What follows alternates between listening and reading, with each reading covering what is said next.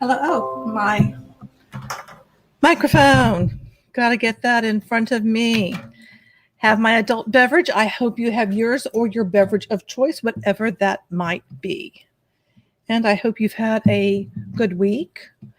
Happy belated Memorial Day.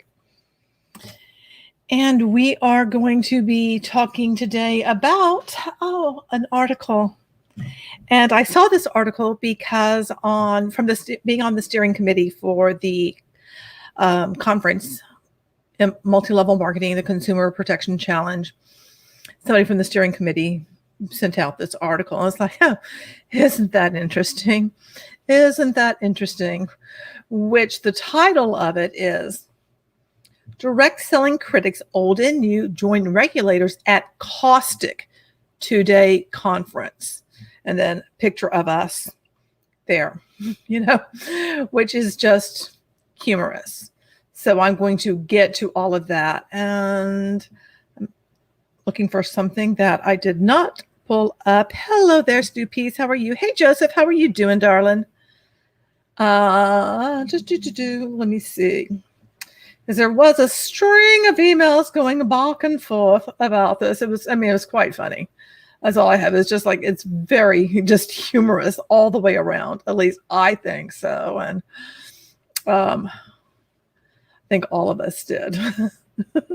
Hey, Panda, how you doing, sweetheart? Okay, got it teed up. Update on the bricks. We did go by the house on Sunday. Yeah, Sunday. Hey, Caffeinated Angel, how are you? And Chalupa just came over here. And now here's to Molly. It's like I go live and the dogs just want mommy's attention. Anyway, and what I really noticed, and I think I may have posted somewhere a picture of the home. The problem is the exterior paint of the trim and stuff. Those colors are not in the brick. And generally, when you are painting the trim and stuff, it should match the brick. And it just doesn't. And so I wrote a very long email using all kinds of words about, blending and complementing and just all kinds of stuff. Basically saying you need to repaint this stuff. And my realtor backed me up.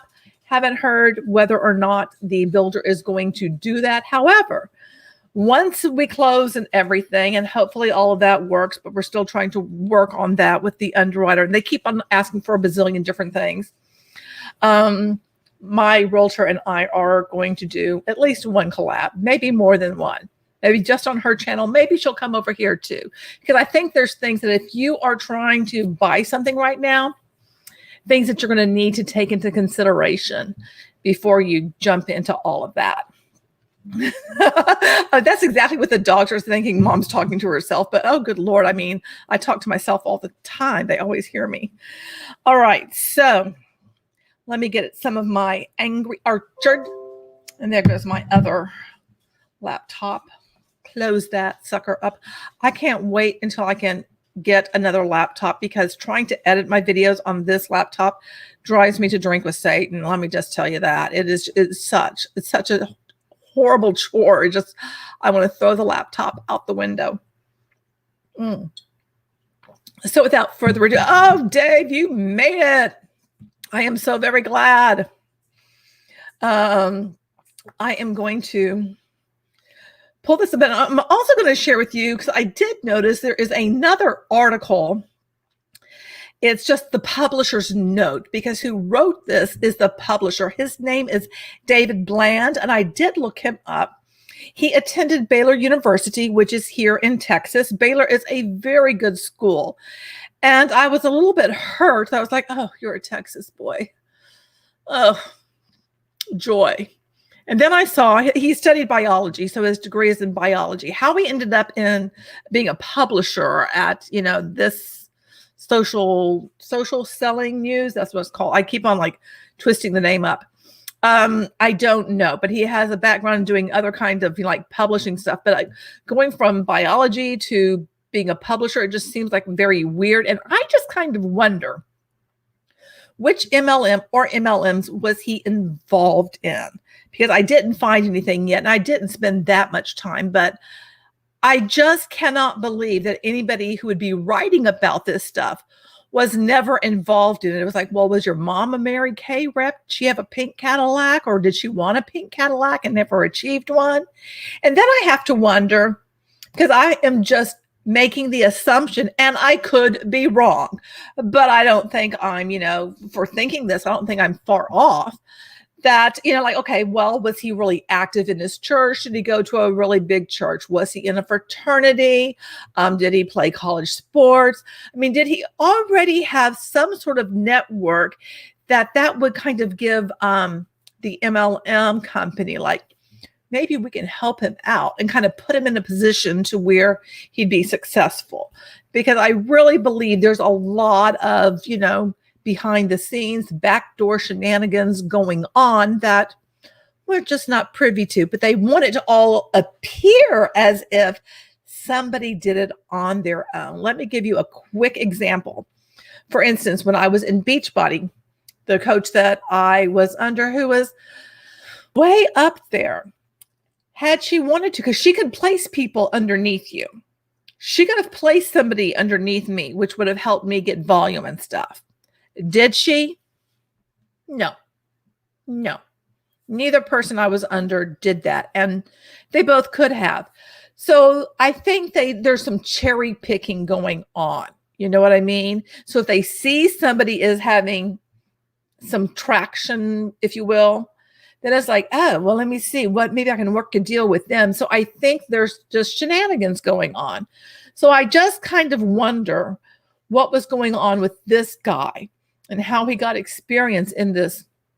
I hate calling it an industry. I mean, we really need to come up with other words, but I don't know what else to call it right now. Maybe we can have, sometime we can all chat about what words we need to start using instead of using just, like regular words to describe this phenomenon. So I just wonder, because I just don't think he landed there and all of a sudden it's like, oh, I'm going to start, being the publisher for this. He had to have known some stuff, in my opinion. I don't know what your thoughts are, but I just don't buy that he just landed there as, like anybody would from magazine to magazine. There had to be a pathway of some sort, is my suspicion. Anyway, I am going to share my screen with you. And the thing is this was behind a paywall, which, I actually found it without having to pay for it, which I found interesting because the conference we did was free.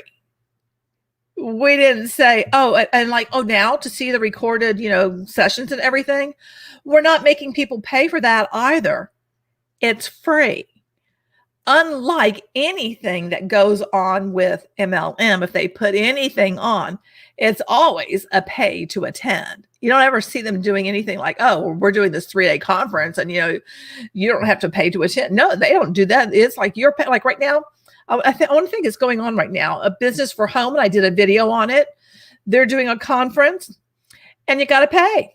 It's $35 for a regular ticket, but then you can pay more. And Ted always does these things because the only way that you get written up over on business for home is if you're paying Teddy Boy, So it's to make it look like all these people are legit, but they're just paying for the press. That's all that it is.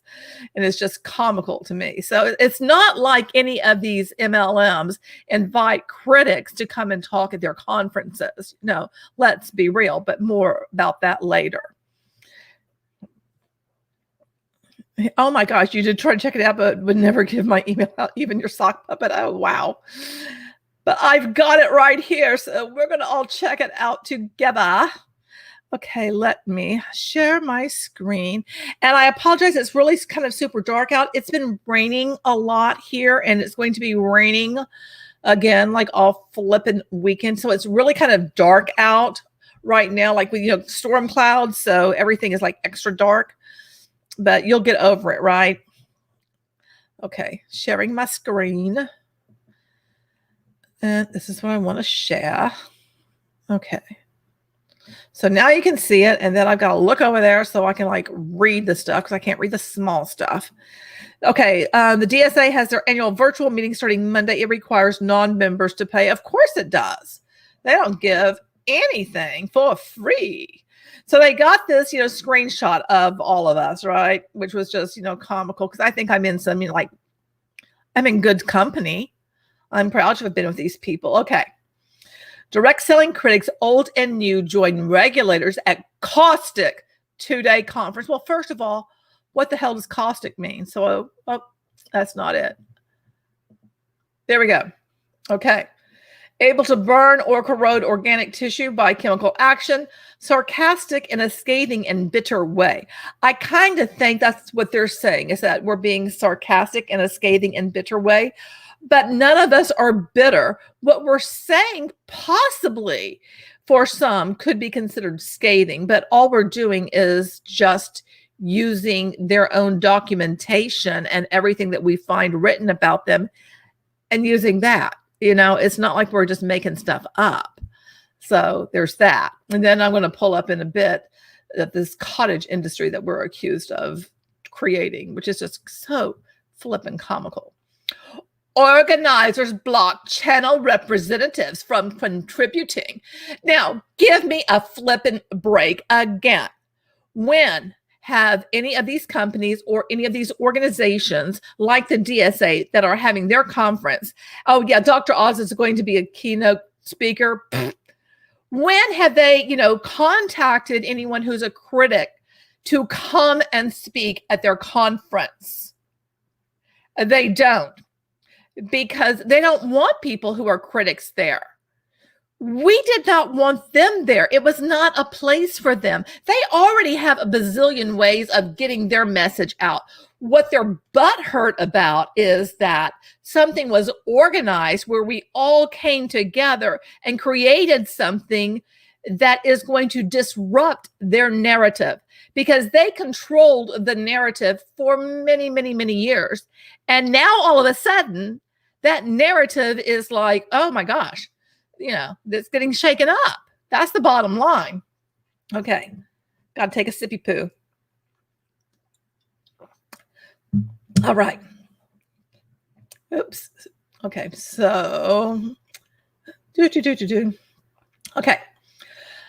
For decades, direct selling's opponents have worked to challenge the channel from the relatively confined spaces within their respective legal, academic, and media circles.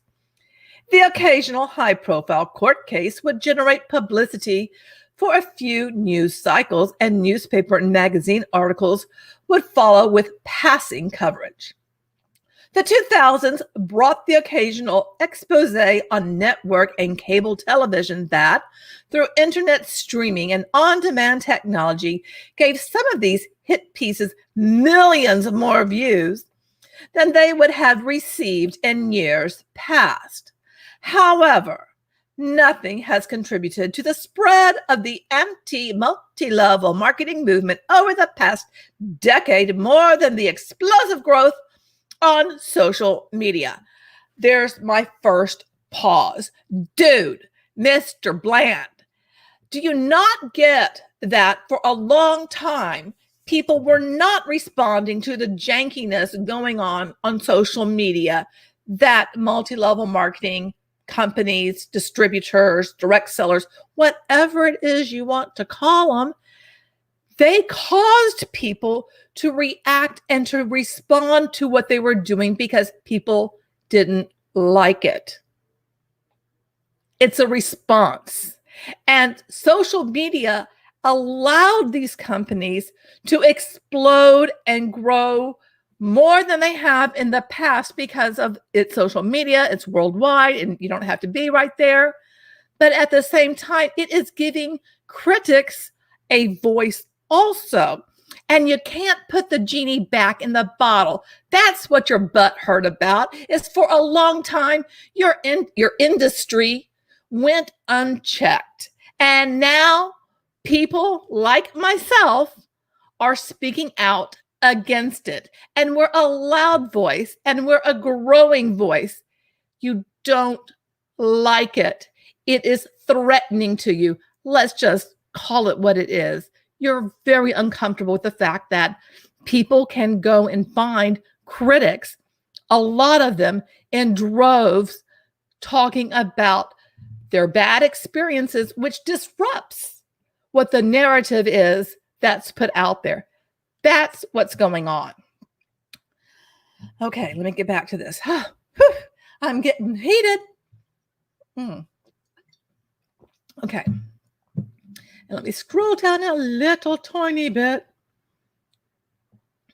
As reported previously by SSN, Social Selling News, the adaptation of anti-network marketing messages into memes, viral short videos, YouTube channels, and podcasts has fundamentally changed the frequency of this negative messaging from the occasional story to nearly daily barrage. Horror of horrors. People are seeing this on a regular basis. Oh my gosh. Tell me it's not so. And yet it is. More accounts are being created on Instagram. More people are going to r/Anti-Mlm. More people are finding stuff on YouTube. More people are finding the groups on Facebook because people don't like multi-level marketing. It's not that deep. It's not that hard to understand. Y'all are just butthurt. Veteran industry critics, a relatively small group of academics, lawyers, and consultants turned expert witnesses, have taken notice of this Gen Z-led social media movement and signaled their eagerness to join forces. Newsflash, Mr. Bland, I'm not Gen Z. Most of us on YouTube are not Gen Z. Now, over on the TikTok, because I don't tick nor talk, that's probably more Gen Z. So, you need to get this straight. I don't really think you really look to see how many critics are out there and, where they fall in with all the decades and stuff. I think you are just making an assumption without actually having anything to back it up because you have no sources or anything. Unlike people on YouTube like myself and like Monica and like Taylor, the anti-bot, like Savvy, we provide sources. And yours, it's just, from what I can tell, it's your opinion. That's all it is. It's just your opinion about this, twisted in your own little way. Veteran industry critics. Oh, wait, I already read that. Sorry. The call was answered. An international virtual conference was convened and Social Selling News listened in. Oh, goody for you.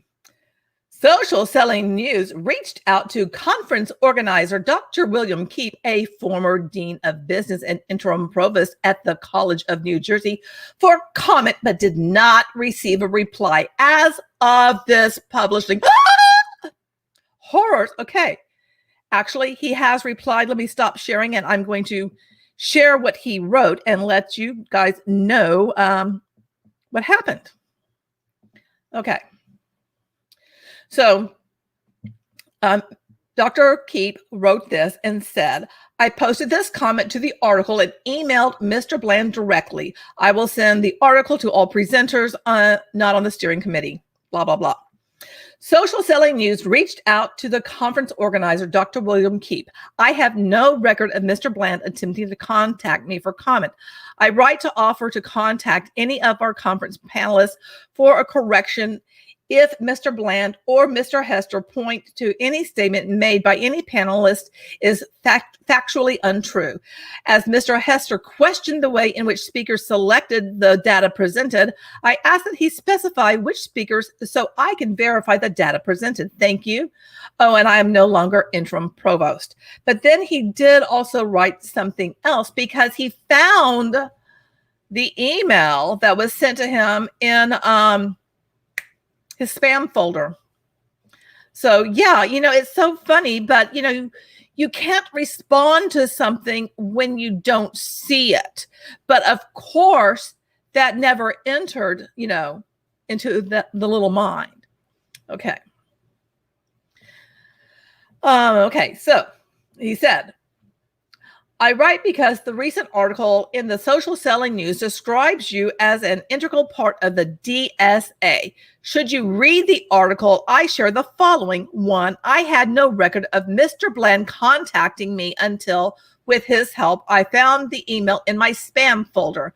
I am happy to answer his questions. 2, I have written Social Selling News offering to contact any speaker who sought to subjectively take data to support their narratives while ignoring so much data that would challenge them. 3, the quote describing the DSA as a leader in promoting revolutionary self-regulatory efforts belies the fact that the FTC issued warning letters to MLM companies twice in 2020, and 2 of 3 MLM companies subject to successful pyramid scheme enforcement actions were award-winning members of the DSA, Vima and Advocare. LuLaRoe, prosecuted by the state of Washington, was not a DSA member. 4, the industry regulatory holds pro-industry events that do not include industry critics, investigative journalists, or social media activists. Our event gave them a voice. And 5, I invite you to hear all of FTC Commissioner Phillips' keynote available on this website. All conference presenters were free to express their views. Some I agree with and some I do not. The nonprofit Truth in Advertising .org presented particularly strong data on misleading product and income claims in the last session of the conference, data you might find interesting. If you have never looked at the MLM earnings statements, I reviewed 2 of them in this podcast on YouTube, which he's talking about my interview with him, which happened this past weekend, which was released this week. If you have not watched that video, you should watch it because it's very interesting. My 2 academic pieces, co-authored with Dr. Peter Vandernat, senior economist, FTC retired, and another piece by Bosley and McGeeg, describe years of MLM pyramid scheme prosecutions, all attached. I share these because we believe the evidence supports a need for far more consumer protection to reduce consumer harm in the MLM industry. Drop mic. So now back over to the article as soon as I can find it. All right. And I'm going to share this with you again.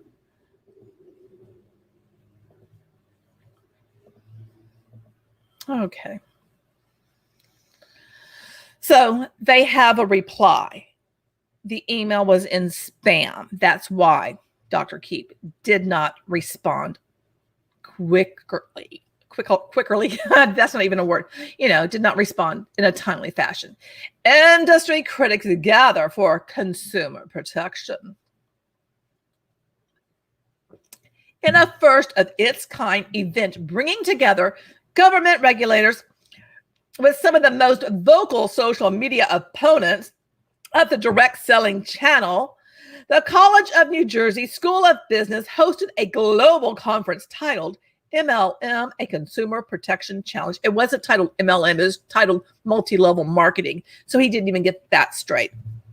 On April 30th and May 1st, the 2-day virtual conference included former and current members of the Federal Trade Commission, FTC, International Consumer Protection governmental representatives, U.S. State Attorneys General representatives, consumer advocates, as well as anti-MLM lawyers, journalists, and bloggers. The goals of the underlying views of the conference attendees were summarized during opening comments from members of the 13-person steering committee, including Douglas M. Brooks, an attorney who has litigated cases against direct sellers such as Herbalife, Nu Skin, Melaleuca, and others. We are united in our belief that multi-level marketing presents a serious problem and has caused a tremendous amount of harm around the world, Brooks stated at the outset of the conference. And I would say, yes, I absolutely agree with that. As much as all the ones that I've looked at, most in the US, others not. Yes, it is a problem that reaches around the globe. There were a number of factors that led us to think that the timing was right for this type of conference, including indications from the Federal Trade Commission that they are tightening the focus on the MLM industry. More importantly, there have been a tremendous growth on social media in the anti-MLM movement. We are hoping to do so. To do so is bring those folks into the conversation to take the grassroots movement to another level. FTC commissioner gives keynote.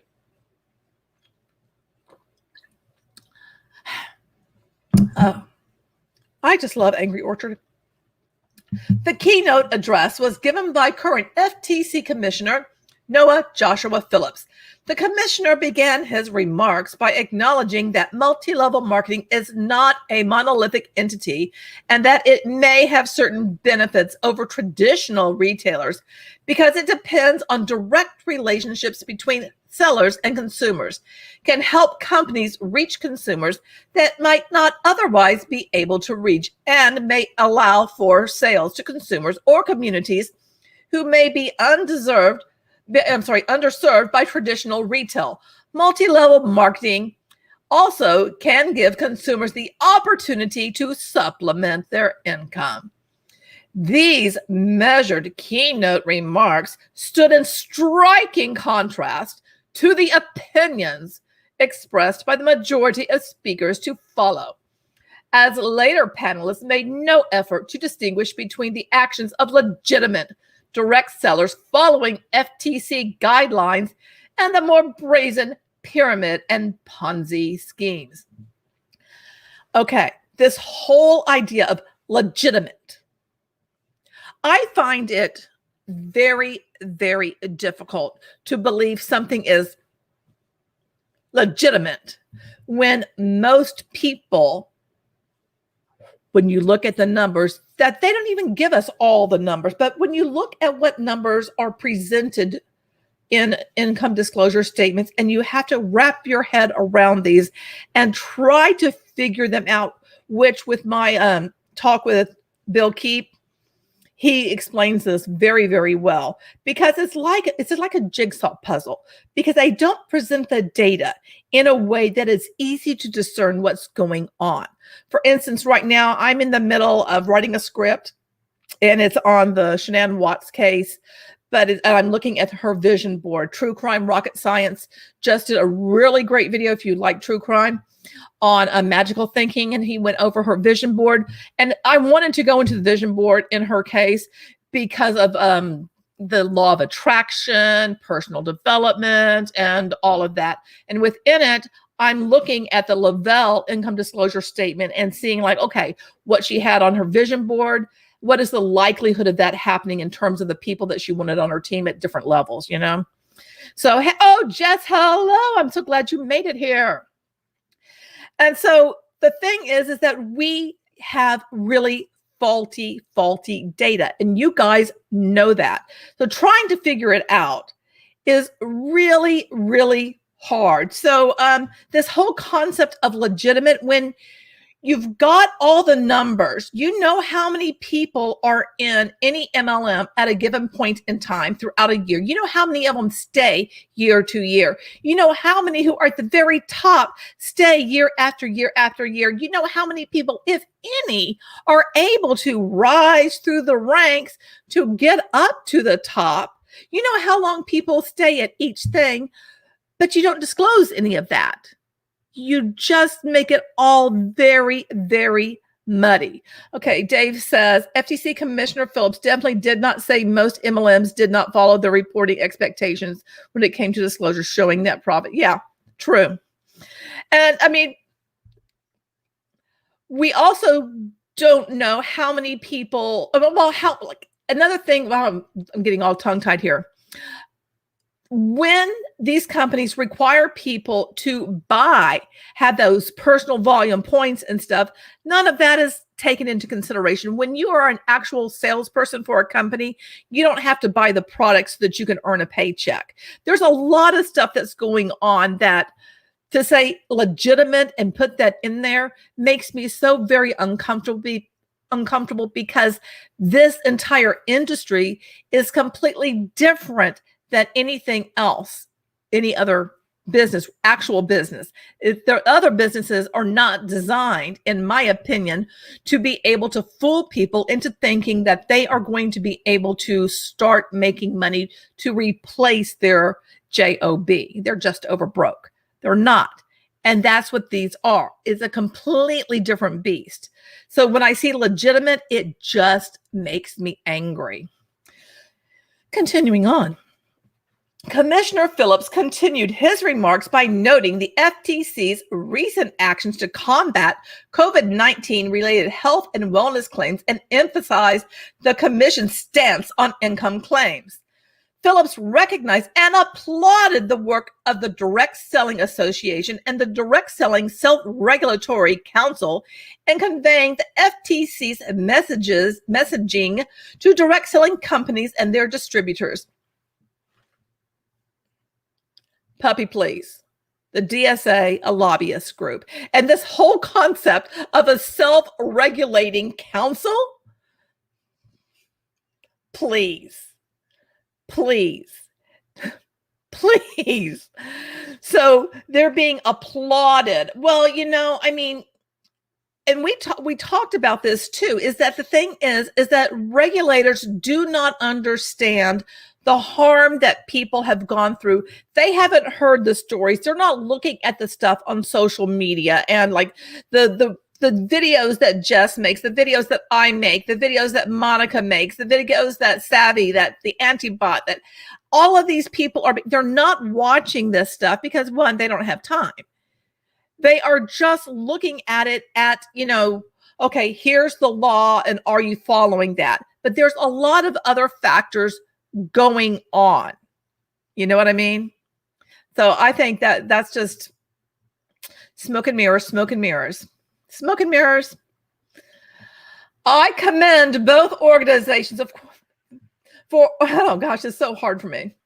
I commend both organizations for reinforcing the important message that because claims made by Salesforce members are attributable to the companies themselves, it is incumbent upon selling companies to educate their individual sellers about best practices with respect to product and earnings claims. Well, then explain to me the Market America, over 400 claims last year alone that were income claims that the company made to, in addition to its distributors, which most recently I got another comment on my Market America video about Market America is not MLM. They just get all kinds of bent out of shape that I'm calling it an MLM. It is. If it looks like a duck, sounds like a duck, walks like a duck, it's a triangular duck, and Market America is a triangular duck. Just saying, Phillips concluded by pledging his support to fight against illegal pyramid schemes and deceptive business practices. That last part, deceptive business practices, that's exactly where I am. I find multi-level marketing to be highly deceptive. That's why I speak out against it. That's why I think all of us who are part of the anti-MLM community and we're out on social media, we find it deceptive and problematic. So what are we supposed to do? Just continue to say nothing?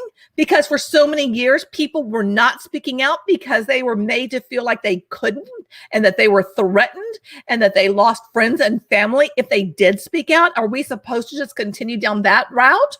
Or are people going to stand up and say enough is enough? And that's what's going on social media. People are like, I'm done with this. People need to know the truth. And they are starting to educate people. Okay, moving on. Input from U.S. and international regulators.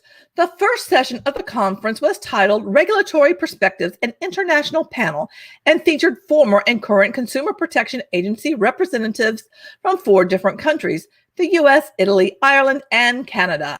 Andrew Smith, former director of the FTC's Bureau of Consumer Protection, emphasized that direct selling companies have been and will continue to be held responsible for the actions of their independent distributors. The thing is, they don't have the staff to go after all the shenanigans that's going on.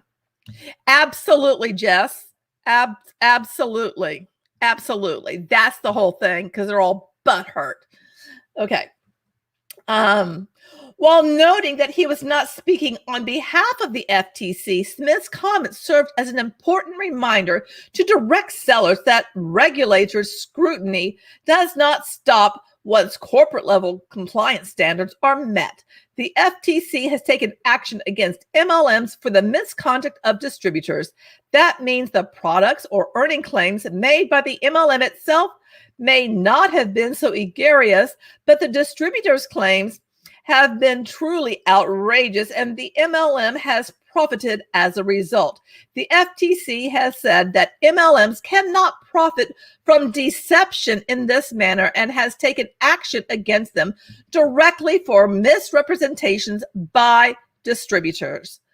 Well, you know, that I guess that Courtney Davis, that did her little spiel, and I did like a little reaction to all of that. Hey, Ray, how are you doing? Maybe they should take a look at how she presented the opportunity and take some action against Modere. I mean, you know, Modere's entire history is so very shady and so very dark and filled with all kinds of, you know, legal claims, as well as a death that's associated with someone who was part of when it all started. But, you know, that's a whole different story, but that's why I did a video on it. Okay. Paul Hanna, Deputy Director, Competition and Consumer Protection Commission in Ireland, volunteered, somewhat surprisingly, given the objections of the conference, that less than 1% of the 45,000 complaints received by his office concerned multi-level marketing and pyramid schemes. And there's the thing. Most people do not report. That's why you hear us say to report. That's why I put a link to a video I did about how you report to the FTC. It's in like every video. People need to speak out, because the only way that any action will be taken by the FTC is if they get, you know, a big old stack of complaints on the same company. Just one every couple of months, every couple of years. That ain't enough. Everybody needs to open up their mouths and start filling this out and letting them know what happened. But most people just go into that good night. They don't, you know, report what happened. So what do? Well, we just continue opening our mouths, those of us who are speaking out against that. Thank you, Jess. And Jess says she reports constantly.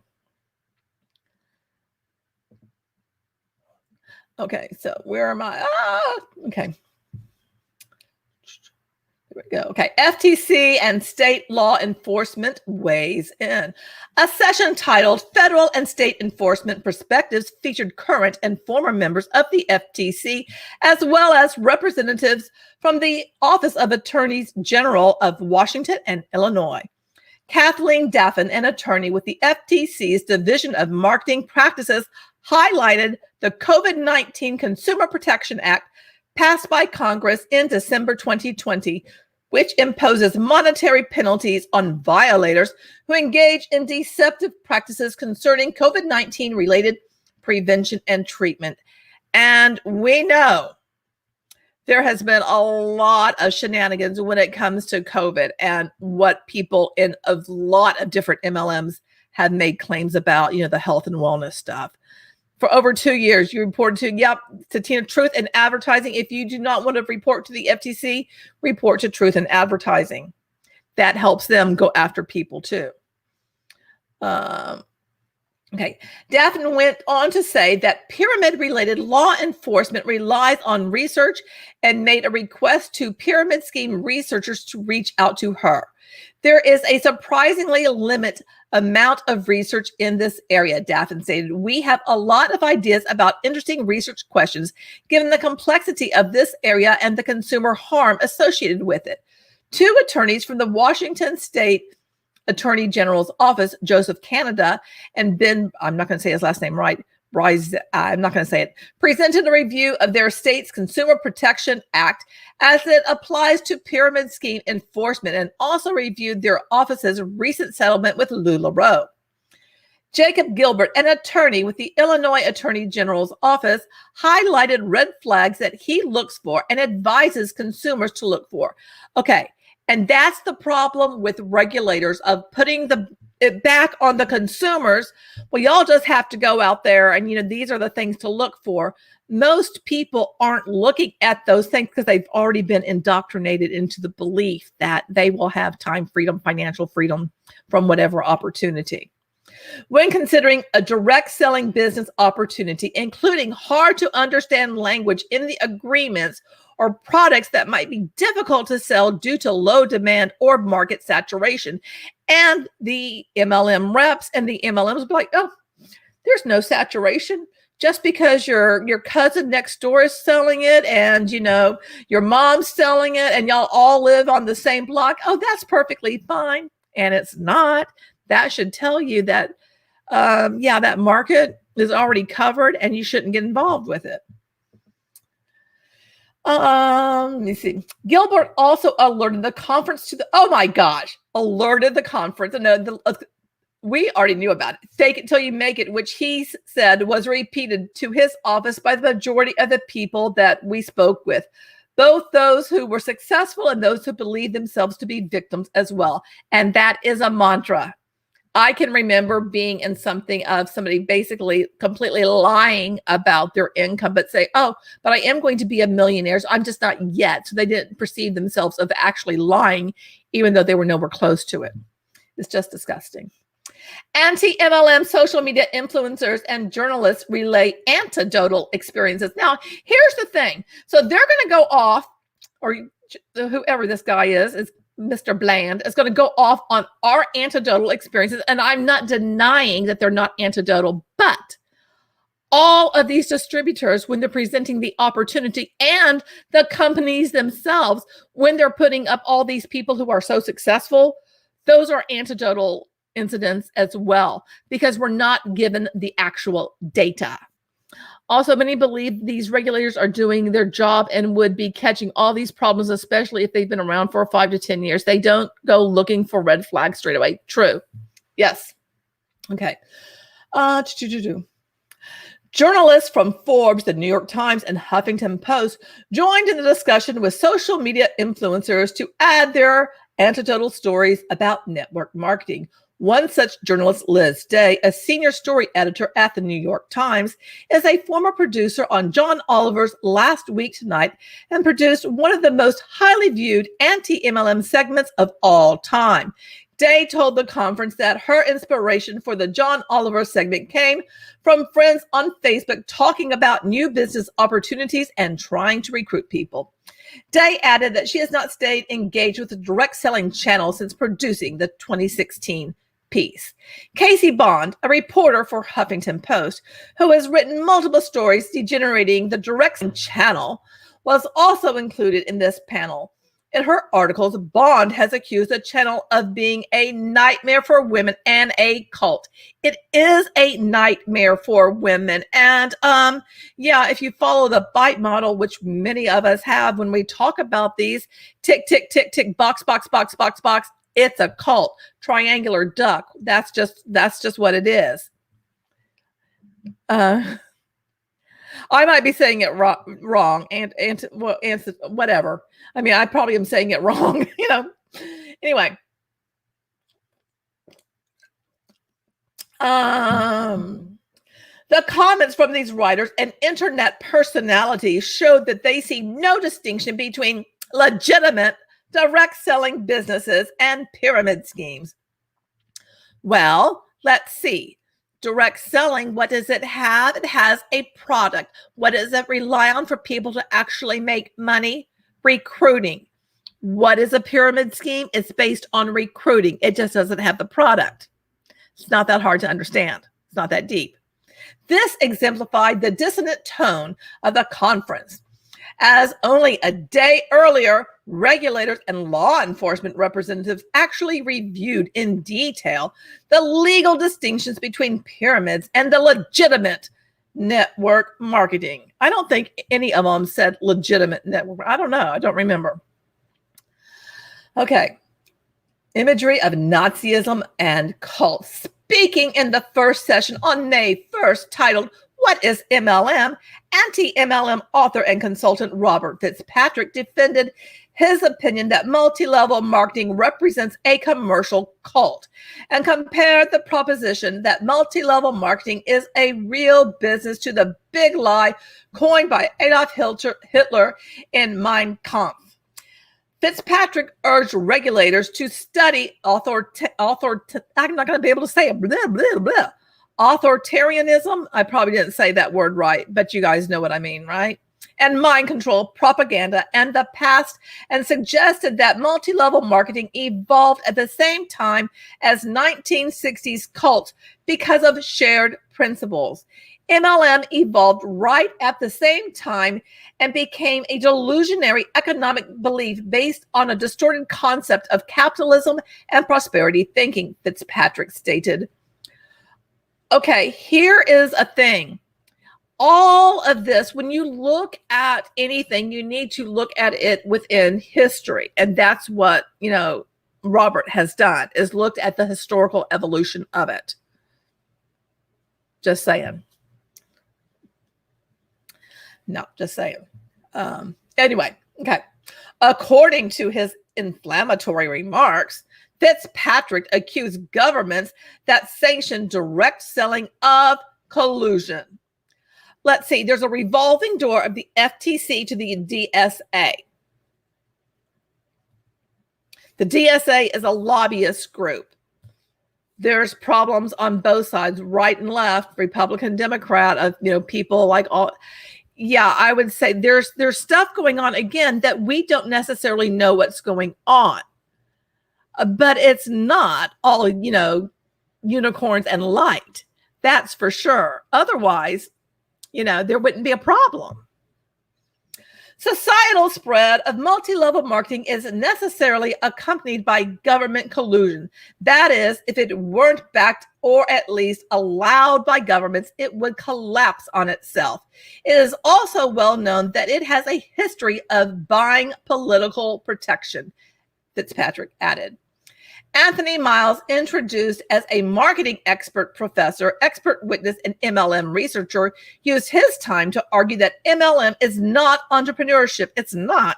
Citing low startup costs, lack of defined sales territories, and no licensing requirements. He also made broad and disparaging comments against the channel regarding the true value of products sold by MLMs and the gullibility of participants. Let's see. I think it's like it's with Plunder Designs. Same rings can be found on like Alibaba. We're not talking great quality here.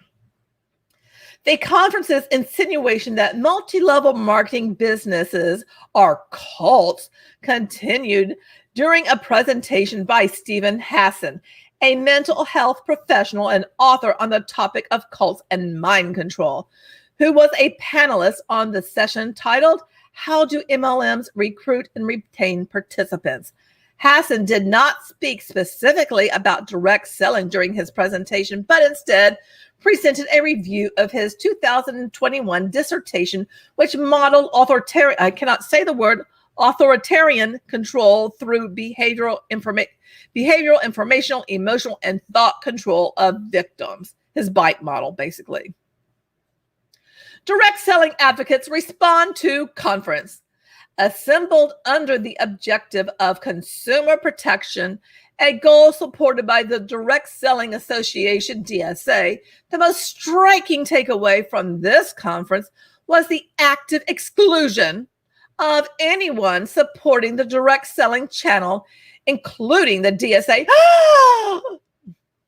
and the extensive inclusion of speakers who openly and ferociously promote the idea that all multi-level marketing businesses are pyramid schemes and thus should be criminalized.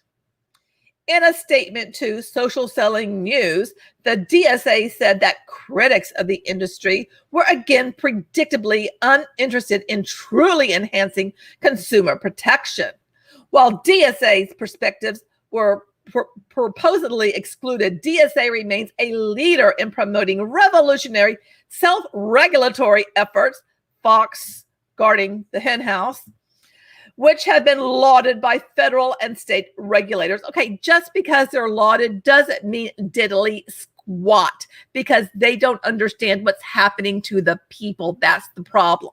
The association remains committed to collaborating with regulators on, because, that whole revolving door thing, on how to enhance consumer protections in an evolving marketplace. Unfortunately, these anti-MLM influencers appear to be more interested in fostering a cottage industry of their own than they are in inclusionary dialogue on how to best promote entrepreneurship. Yes, we did get under his skin. Okay, so cottage industry. All right. Manufacturing and factory was okay. A small and often informally organized industry, a limited but enthusiastically, I can't talk, pursued activity or subject. This debate about sex and law became a cottage industry for feminist academics. I don't really think we're creating a cottage industry, or that's not really what our goal is, because again, unlike MLMs, who don't want people to go out and do research and see what critics say, we say, go do your research. Night, night, Joseph. Thank you so much for stopping by.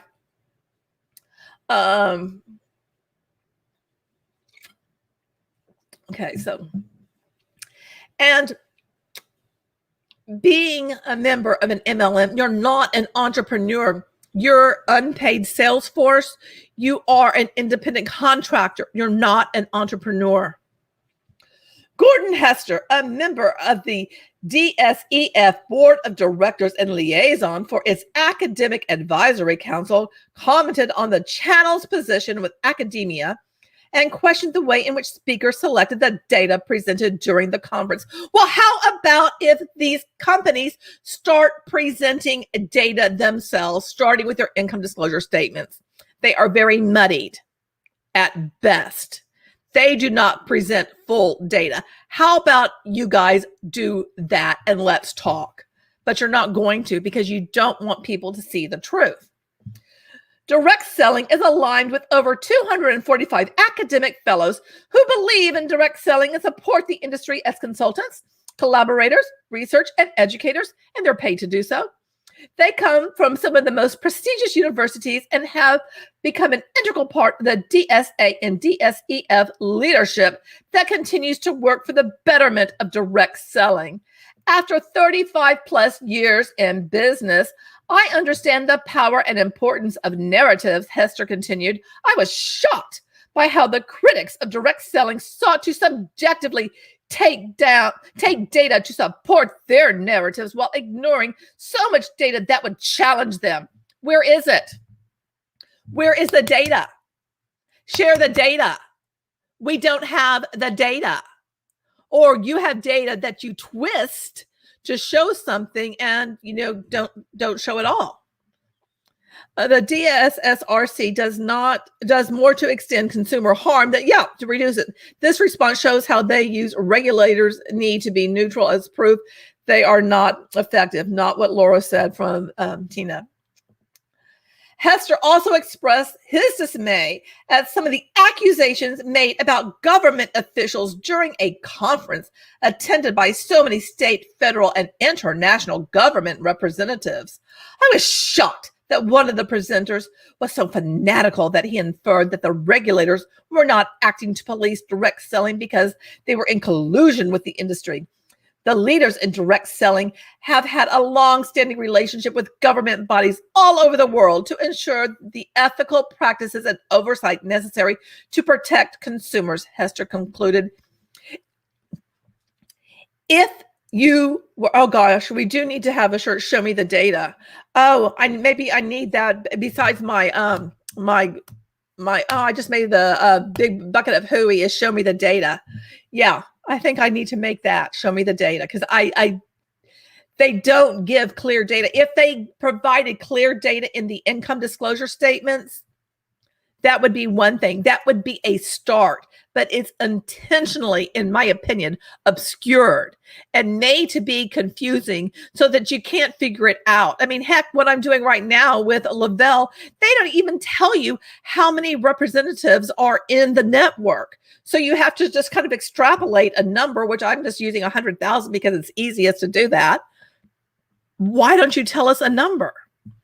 Anyway, and it gives a whole list of the participants, but in the participant list, 5 female PhDs were left out, which I find that just very interesting given the times that we're living in and everything.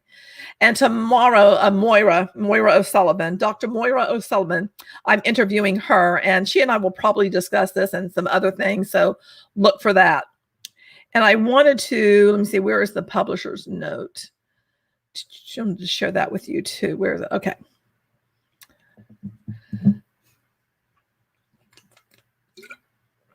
Okay. A long-awaited court decision and perplexing conference mark a lively month for channel observers. There's David Bland. Industry critics reassess their strategies while direct sellers innovate and expand. The spring of 2021 is bringing with it national optimism and progress as direct sellers take advantage of a healing economy. COVID-19 restrictions are easing, in-person meetings are returning, and travel is quickly becoming normalized again, while progress and positivity in the channel continue to abound. I am also reminded of the phrase coined by French writer Jean-Baptiste Alphonse Carr: the more things change, the more they stay the same. Nothing could describe better the international video conference that took place this month, uniting veteran opponents of the direct selling channel with personalities of the anti-MLM social media movement, recently reported by Social Selling News. As several members of the FTC participated in this conference, I felt it was important to report not only the regulators' statements, but also the testimonies of channel critics whose stated goals are to persuade the commission and its international counterparts that network marketing should be outlawed. Whether or not the new generation of direct selling critics will have a lasting influence on public opinion, or more importantly, the opinions of regulators around the world, remains to be seen. However, a level of hostility displayed by those involved with the anti-MLM movement is an indicator that they have zero desire for dialogue with direct selling companies, industry supporters in legal association or academic circles, or even with satisfied consumers and field associates, none of whom were invited to participate in this conference. We weren't invited to the party. We weren't invited. You had a party. You didn't invite us. We didn't get cake. We didn't get ice cream. We didn't get anything. Oh my gosh. You'd wear that shirt, Jess. Oh, that just, that kills me. Why would they think that they would be invited? They do their own thing. They don't invite critics. Are the motives, this is what gets to me, are the motives behind this anti-direct selling movement altruistic or financial? Okay, let me give you something on this whole financial thing on YouTube. Roberto Blake is someone that I've listened to for a long time, and he gives like YouTube tips. And he has said this: for each view that a video gets, the channel creator gets about 1/10 of a penny. To earn $1, you need 1,000 views. My videos right now are not getting anywhere 1,000 views, when I put them out. They're not.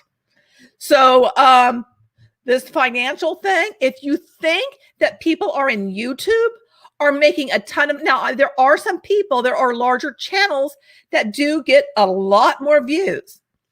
But even so, it's not like you start a YouTube channel and you start bringing in the coin. The little bit that I do get from AdSense, it's nice to get, but does it cover the amount of time I put in, that I research, that I edit, No, not even close. And that's how it is for most people. But why am I doing it? I'm doing it because I want the information out in the world. I want there to be somewhere for people to go and find this information. I'm not going, how much money can I make from doing this? Maybe there are other people who are. I don't know. I would say the people that I know, like Jess, no, we're not. We're not sitting here going, well, we're going to be cashing in on this stuff. That's not the case, you know? It's just not. And guess what? Because I get this all the time. And it's like my my older videos, because I stopped promoting my Patreon when COVID hit, because I'm like, you know what? People have got stuff that's going on. I didn't want to feel janky, and that would just make me feel kind of like really icky. I stopped promoting it. But I get flack on my older videos that like I dare to, you know, say that I have a Patreon. Like I'm like, that is just like the worst thing ever. Most people on YouTube, when you get to like the 1,000 views and, you know, sorry, 4,000 watch hours, 1,000 subs and all of that, at some point, people do put out, you know, that they have a Patreon, or they do channel memberships, because people who watch you, some people want to invest you and help you out. That's what it is. Just like, you know, when there was artists getting patrons, you know, for paying for stuff. It's the same kind of thing. It's nice to get support that way from people who enjoy your content. We're not forcing anybody to join. We're not saying you can't watch my videos unless you pay me. We're putting it out there.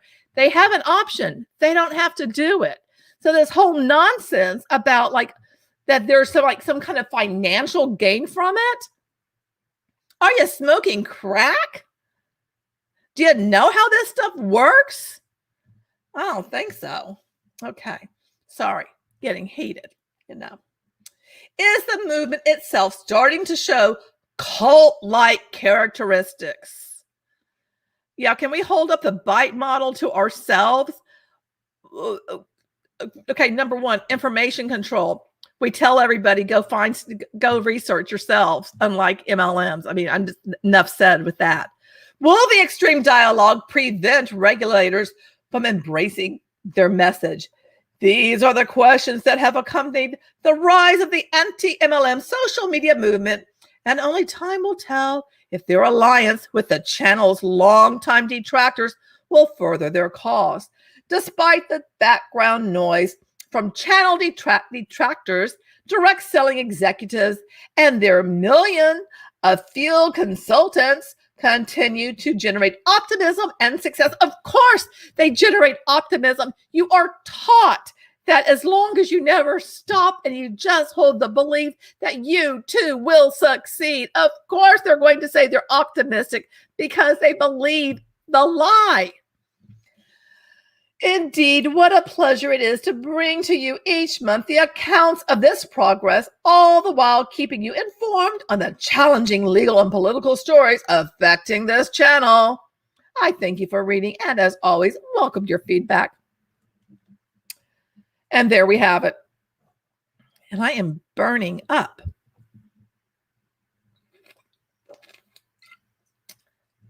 I mean, bottom line, I just think they're butthurt. They're upset that people are speaking out, that more and more news stories are coming out about multi-level marketing, that we're all over social media on all the different platforms. And there's not like this oasis for MLMs anymore that there once was. Because there was a time when, you know, no one was speaking out. Or very few were, and they weren't really getting, you know, a following of people. And now it just grows and grows. And Bill Keep has already showed that in the US, despite what they're saying, sales have declined over time. And he wrote a story about that. It was in Seeking Alpha. I think I put a link to it somewhere. Anyway. Well, guys, I am going to get down on the go-go because I am burning up. These lights are hot. I hope that this was enjoyable for you. I thank you so very much for attending. I have a very short video coming out next week. It's about some new language that Hunbots are using. And I also have my interview that I'm doing with Dr. Moira O'Sullivan. And I'm not exactly sure what we're going to talk about, but I'm sure it will be entertaining and fun because she's a hoot and a half and a very, very smart woman. And I think it's just going to be fascinating chatting with her. And other than that I'm working on, I already told you the one about the vision board on the Watts case and going over all of that. If you have not seen any of the videos by True Crime Rocket Science, I highly recommend watching them. I really love Nick. I love how detailed he is. And he's the only true crime channel that I have come across that even really mentions anything about multi-level marketing, not an in-depth as the way that I have gone into it, but he at least acknowledges that it's a factor in the overall case. I'm not saying that was a cause of anything, but definitely it impacted the family. Anyway, thanks again for being here. Remember, you're beautiful. I love you, and I will see you in the next video.